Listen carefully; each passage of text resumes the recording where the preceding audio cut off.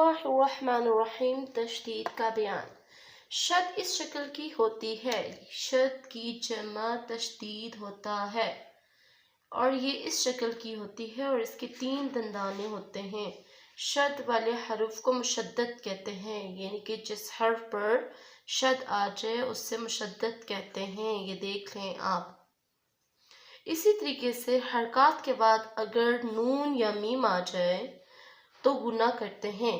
जैसे कलमे के दरमियान में मीम आ जाए या फिर नून आ जाए तो वहाँ पर हमने गुना करना होता है।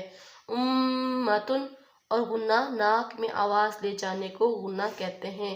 उम्मतुन जन्नतुन, ठीक है, आवाज़ को नाक में लेके जा रही हूँ मैं। उम्मतुन जन्नतुन। इसी तरीके से अगर कोई और हर्फ आ जाए तो वहाँ पर गुना नहीं किया जाता। सफ़ा मुअल्लम।